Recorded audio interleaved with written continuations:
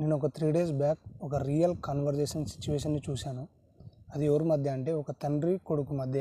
మనం గాలి తిరగకోకుండా కష్టపడి ఏ పని చేసినా తండ్రి ఖచ్చితంగా సంతోషిస్తాడు. ఆ సిచ్యువేషన్ చూసిన తర్వాత నేను చాలా రియలైజ్ అయ్యాను. సో ఎండ్ వరకు చూడండి, మీకేమనిపించిందో కమెంట్ సెక్షన్లో కమెంట్ చేయండి. సేమ్ అతని కొడుకు కూడా కష్టపడుతూ ఒక చిన్న బిజినెస్ రన్ చేస్తూ ఉండేవాడు. అతనికి నెలకి శాలరీ లాగా కొంత అమౌంట్ వచ్చేది. ఒకసారి తెలిసి తెలియక ఆ బిజినెస్లో ఎక్స్పీరియన్స్ లేక ఒక పనికిరాని ప్రోడక్ట్ తెచ్చి 1,00,000 రూపాయలు అనేది మోసపోయాడు. 1,00,000 రూపాయలు నా చేతులారా పోగొట్టుకున్నాను అని బాధపడుతూ ఉన్నాడు. ఇప్పుడు వాళ్ళ నాన్న వచ్చి ఏం చెప్తున్నాడంటే అతనికి, ఎందుకు అంతలా బాధపడుతున్నావు, ఇది నీ జీవితంలో జరిగిన ఒక కేవలం అనుభవం మాత్రమే.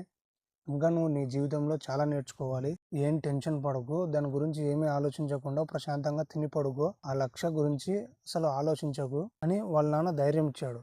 వాళ్ళ నాన్న ఇలా ధైర్యం చెప్పడం వల్ల అతనికి ఉన్న గిల్టీ ఫీలింగ్, ఫియర్, నా వల్లే ఈ తప్పు జరిగిందని సెల్ఫ్ గా బ్లేమ్ చేసుకోవడం, ఫ్యూచర్ మీద డౌట్ రావడం, ఇవన్నీ పోతాయి. ఒకవేళ వాళ్ళ నాన్న ఈ ధైర్యం ఇవ్వకపోతే ఇవన్నీ అతని మైండ్ లోనే తిరుగుతూ ఉంటాయి. దీనివల్ల అతని గ్రోత్ అనేది ఆగిపోతుంది. సో 1,00,000 రూపాయలు అంటే వాళ్ళ నాన్నకు కూడా బాధగానే ఉంటుంది. కానీ ప్రెజర్ మొత్తం పైన రుద్దితే వీని గ్రోత్ ఇక్కడే ఆగిపోతుంది అని నాన్న ఏదో అయ్యింది, నువ్వు ప్రశాంతంగా ఉండు అని దానికి ఒక మోటివేషన్ అనేది ఇస్తున్నాడు.